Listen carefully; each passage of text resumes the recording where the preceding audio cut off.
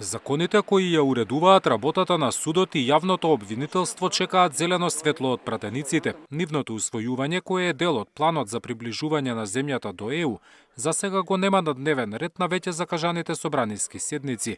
Власта и опозицијата со различни гледишта. Опозицијата има право и е корисно да го прозива владеачкото мнозинство за некој изгласан или неизгласан закон или закаснет закон, но исто така политички би било многу покоректно кога ние ги гласаме овие закони, а се дел од европската агенда, а претениците од опозицијата се присутни во собраниската сала, да не се воздржуваат од гласање, туку да гласаат за.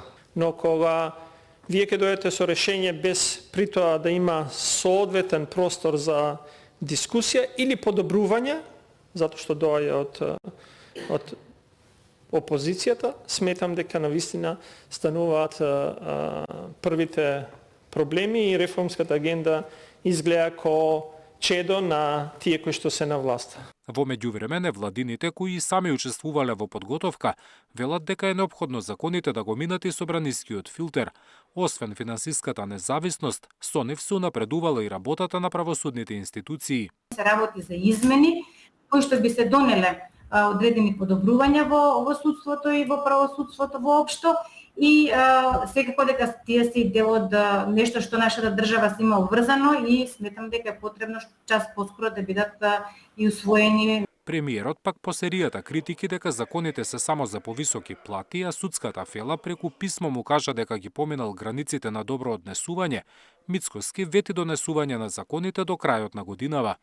Состојбата ја регистрираше и меѓународниот фактор, па како што вели Кадрич, пораките од амбасадорките на САД и Германија треба сериозно да се сватат. Сметам дека е многу сериозно прашање, треба многу сериозно да биде прифатено и разгледано и секако отстрането, значи не посебно што се работи за нивни критики по однос на влијанието на политиката врз правосудството, што значи дека и едните и другите треба многу сериозно да постапат по овие забелешки. Од донесувањето на реформските закони зависи и пополнувањето на судскиот совет.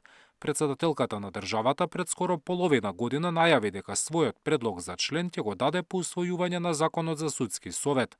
До крајот на месецов пак завршува мандатот на уште 20 членови.